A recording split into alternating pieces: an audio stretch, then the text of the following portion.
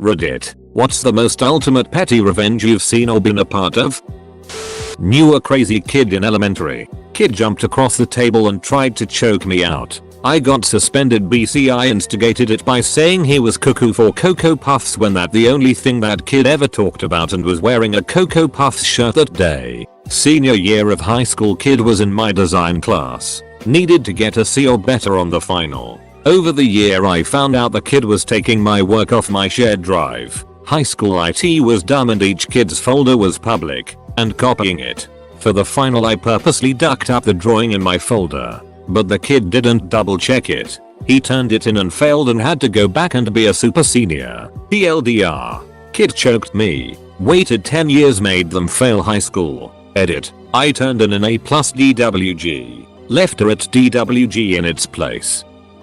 There was this kid, about 15, who cut in line in front of me at the supermarket. When he wasn't watching I broke his chocolate bar while still inside the wrapper. Later I saw him cycling by, opening his bar, and half of it fell out. He got pissy and I chuckled.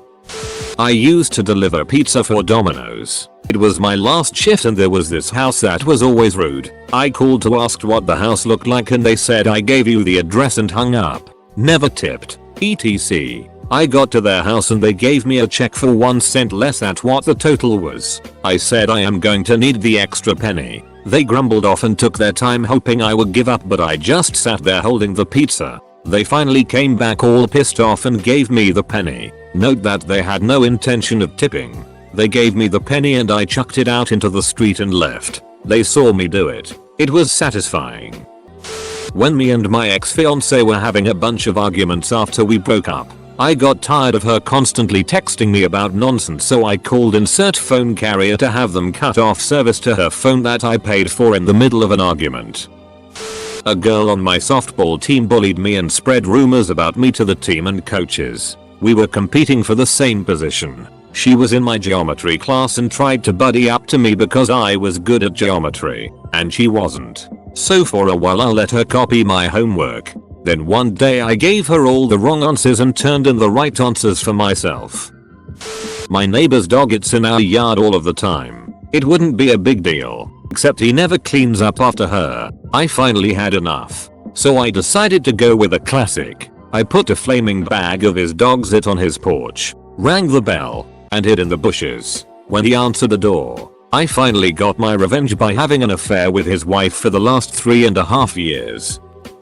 You younguns here might not believe it, but back in the early 90s, supermarket cashiers had to type every price in by hand. I was at Yvonne's in San Diego, walking toward the only open check stand with a single bottle of soda in my hand. Suddenly this hoity-toity lady with a cart stacked to the top flew out of one of the aisles like a freight train and cut me off. "I'm in a hurry," she said, then looked away like she was annoyed that I'd been born. I looked at the cashier. He rolled his eyes and got to work. 5 minutes later she's walking out the door and it's my turn. "You're good," says the cashier. "Put your soda on her tag." Damn. That felt good. Boss paged me on my wedding night. Yeah. Bad on me for leaving the pager on, but in my defense it automatically turned on after charging and I wanted to have a full battery before setting off on my honeymoon trip. He did it as a joke, but it came at an inappropriate moment. We had a page only if something's on fire policy, so I had to call in even though I had just gotten married and was about to go on 2 weeks vacation. When he answered, he laughed so hard I just had to do something about it. So when I got back I programmed the mail servers to call out on their phone lines and hit his pager with dial back numbers for phonetics services. At 4 AM every day. His wife got this pager before he did one time and saw a text message something like, "I loved how you described how you would FK me, Jerry. Call back when your wife's gone for the day." Wife was not amused. He thought he'd been calling phonetics operators and tore him a new one. He knew it was me, but he was too stubborn to ask me to call it off. So it kept up 4 weeks until he finally figured out where the script was running from and used it to page me instead. We had a back and forth pager war for a while. But then it all ducked up when an actual data center emergency happened and one of us ignored the page thinking it was the other pranking him. That ended the fun. My sister said some pretty mean things to me in front of my friends when I was younger. So I put a slice of bologna in her Walkman CD player. I got the idea from Corey in the show That's So Raven. My wife used to keep these little Godiva chocolates that she likes in her desk at work, but started noticing some of them missing and figured it must be someone from the overnight cleaning staff taking them. Fed up with losing her not inexpensive treats, she decided to get revenge on the choco thief in question by replacing the good chocolate with little squares of chocolate laxatives that look just like real candies. The next morning she saw several of the laxatives gone, and then from that day forward, she was never missing another one of her good chocolates ever again. Early in a game of Civ, Alexander stole Petra from me at the last second, so I built a special city in the frozen wastes, blocked it in with my own cities, gifted it to him, then burned the rest of his empire to the ground. It took about 5 hours. I like to think he learned his lesson, but that forward settling duck still looks as smug as ever. Late and not as sophisticated as most, but I started in a new job 2 years ago and hated a guy that kept joking about me, so I got his phone number and announced his PS4 for sale for like $50. Same day during lunch he was already nuts because of the calls. OFC he found a way to remove it, but it was nice to watch. I used to work shifts many years ago, including regular night shifts. My boss was an unpleasant person to say the least. He would leave his keys on top of his locker. One night I took a small file to work and filed down 1 or 2 teeth of his front door key. The next day he was telling everyone of how he got home and his door lock was broken and he had to get a locksmith out, which cost a fortune, and he didn't get much sleep.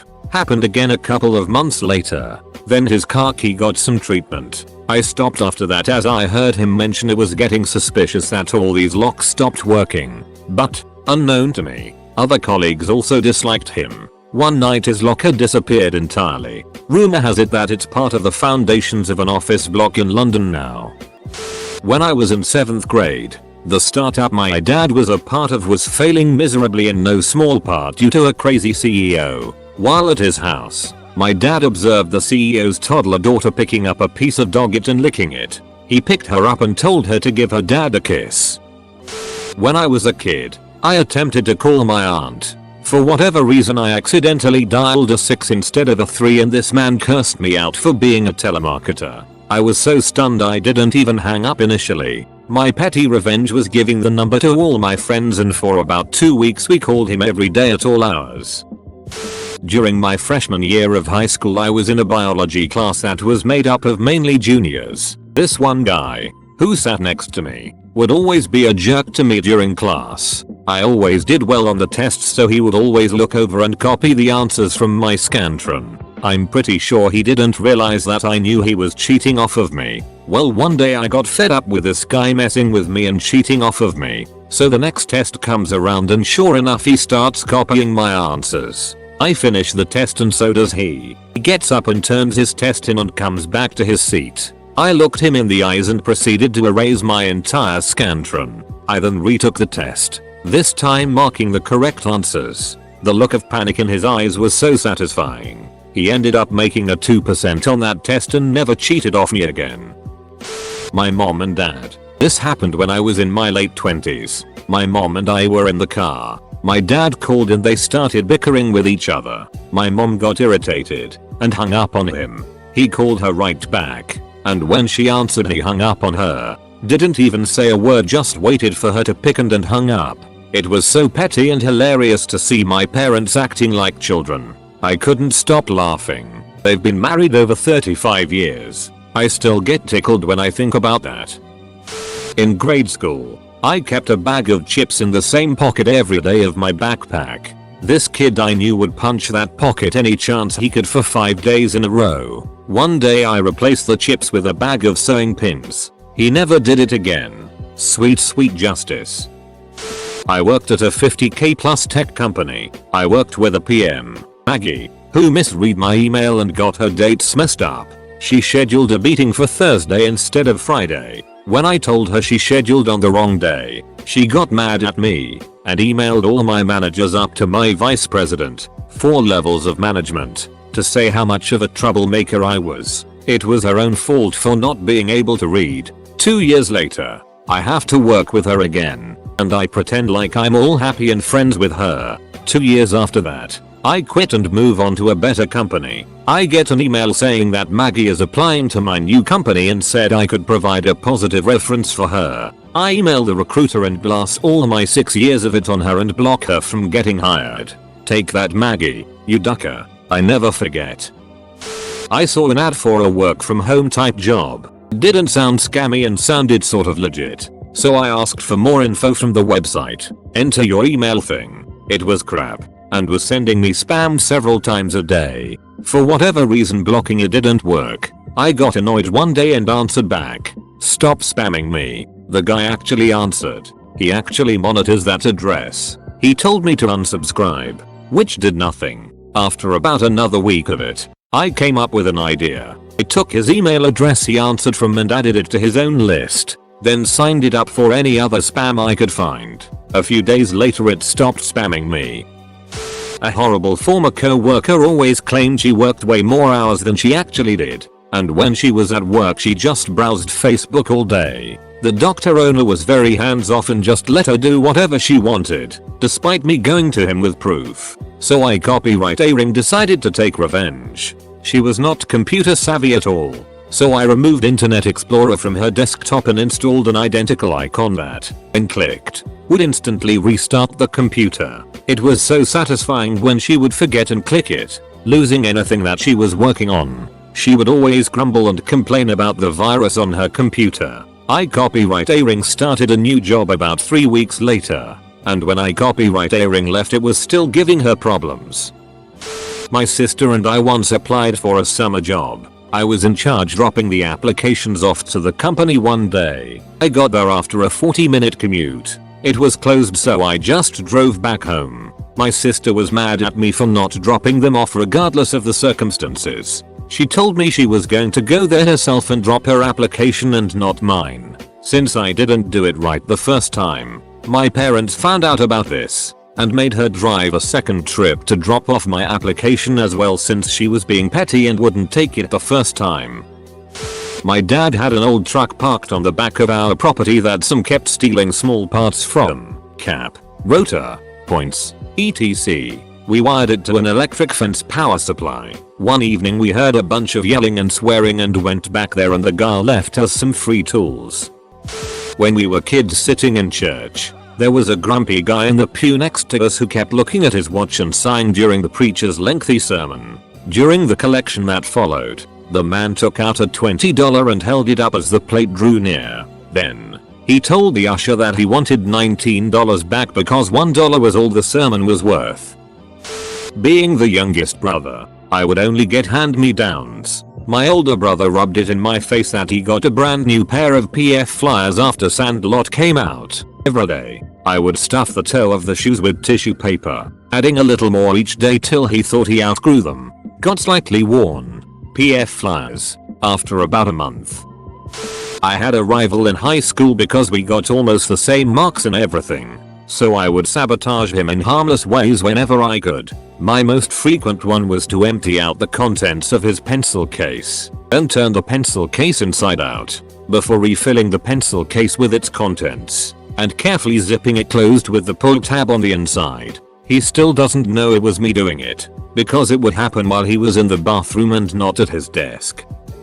This was my best revenge. I went through an awful divorce. My ex-wife cheated on me, told lies about me, and all throughout the divorce I took the high road and was there for my kids while she disappeared off the face of the earth.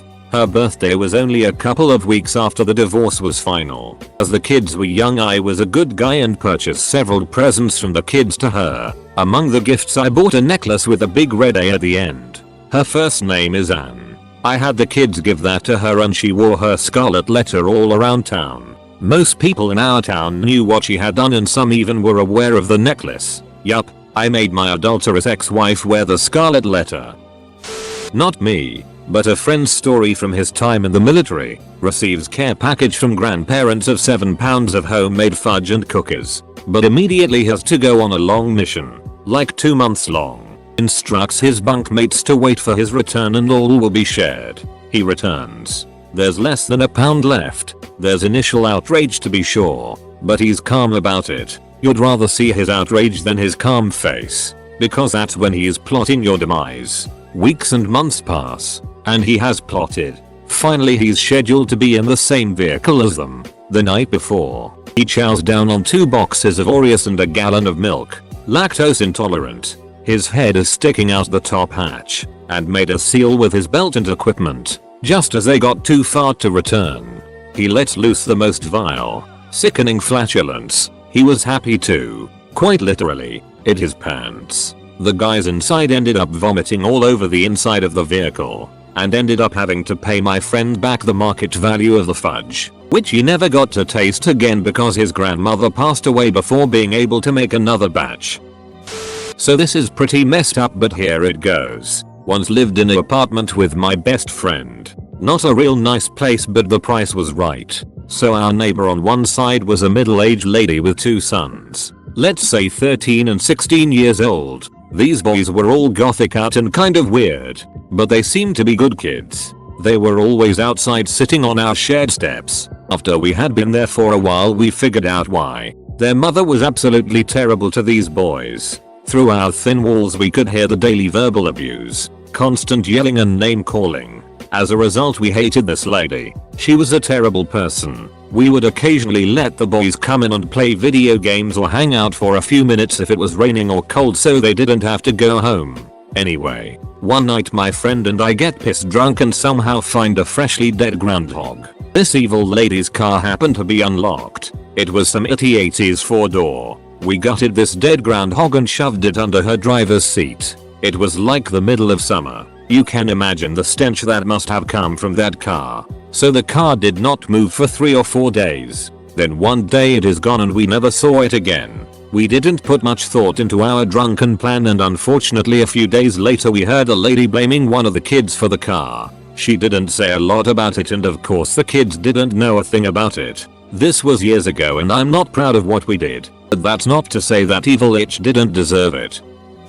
Roommate in college was disgustingly messy and a raging itch. When I had the flu once, I had left a blanket and sweatshirt in the living room to keep warm. Woke up to a text along the lines of "You're a disgusting pig. The apartment is a disaster. Get all of your belongings out of the living area or we're going to have a problem." And honestly, if she had nicely asked, then fine. And if she weren't insanely messy, then fine. But she had to go full out itch. She had forgotten that I had provided all of the furniture for our apartment. Couch, table, TV etc. All my belongings. So, while she was in class, I called up some friends on the football team that occasionally helped people move for spare cash. We loaded up every single piece of furniture onto their truck and just parked it a few blocks away on the street. Cue my roommate coming home to an empty ducking apartment, screaming at me and calling me names. I just told her I was following her orders and I moved out all of my belongings. She was dumbfounded and really had nothing to say. Obviously brought the furniture back hours later, but certainly proved my point. TBH, that's only one of many petty points I had to make to that itch. Man, I hate that I'm late to this, because mine is good. My wife stayed up late, binge watching Narcos the other night, and woke me up by being really loud when she came to bed. I couldn't get back to sleep and I was super irritated about it. I mean, just be quiet when you come to bed. You don't have to. This is Sparta. Kick the door open, turn on both lamps and the overhead, and then Greg Louganis into bed. Anyway, I'm a commercial helicopter pilot, and I had a 6 AM flight that morning. So I decided to take a short detour and flew a few laps right over our bedroom to wake her up. When I landed, I had a text from her, calling me a huge D. Vindication feels pretty sweet, y'all. Sorry neighbors. Edit. For those wanting proof, this is the best I can do without flying over your bedroom at 6 AM. I'm glad everyone found my petty revenge to be as funny as I did. Crossing at a busy downtown intersection, a very impatient driver waiting to make a turn honked at a lady pushing a stroller. She had the right of way. I slowed down, but the guy next to me straight up stopped in front of the car, then bent down to retie his shoelaces. When I was a senior in high school, I was in a group English project with 2 other people. We had to read the assigned book. and over the course of a month or so we had several mini projects to do before the final presentation. These mini projects were designed so that each person would be covering a different section of the book, and they would all be combined for the finished product. The night before the first mini project was due, I learned that neither one of my group members planned on putting any more effort into the project than spark notes and bullet. I ended up pulling several all-nighters trying to just get a passing grade. Fast forward to the day of our final presentation. We were going to be the last group to present, putting us after the lunch break in the middle of class. What I hadn't told anyone was that I was going to the blood drive that our school was having during lunch to donate. I go, donate, ADN spend a couple minutes making sure I'm not going to pass out afterwards. I come back to the classroom and find my group halfway through the prezi I had made for the presentation. Apparently they had been floundering, making it up on the fly, and making it very clear to everyone that they had never read the book or had any idea WHT the duck was going on.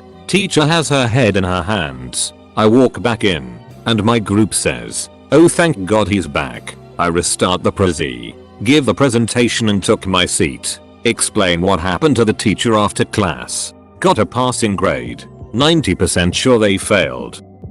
I'm significantly older than my siblings. In his junior year my younger brother had a girl who wouldn't leave him alone. After he rejected her, she started to show up once a week to leave creepy passion plays in chalk on our driveways. After that my brother still didn't communicate with her, so she started to TP our house while she was drawing her stick figures on our driveway. So my brother came to me and asked what we could do to get back at he wanted to wait outside with airsoft guns, pull the caps off of their tires at school, because I'm an adult, and could get in quite a lot of trouble for harassing a minor. I did the next best thing. I called her school and got her barred from prom. This guy who had sex with his high school bully's mom.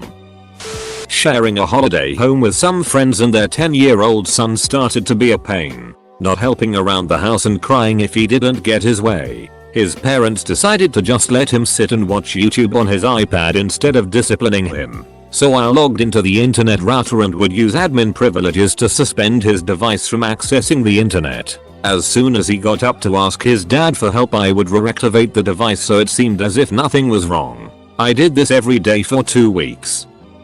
This was petty revenge executed on me by a friend. Executed flawlessly. At some point back in the late 90s early zeros my friends and I started trolling each other by sending each other links to what were supposed to be legit pictures, normally of each other hanging out, something cool, etc. but were actually pictures of plant stands. It got so bad that we started refusing to click links sent around, and coined the phrase "don't plant stand me." Flares up and down for several years as my friends move away from Nick and around the country, but continue to share pictures, funny links, etc. We would also keep track of who had gotten who most recently, and I don't even remember what I'd done, but I'd plant standed one of them particularly badly. Fast forward about a year, I'm getting married. Everyone is invited, including this friend who is going to stay at my place during the wedding. She drives up in a rental and asks me to help bring her bags in. I'm so excited to see her I rush out and grab a couple and carry them into the guest room and get her all set up.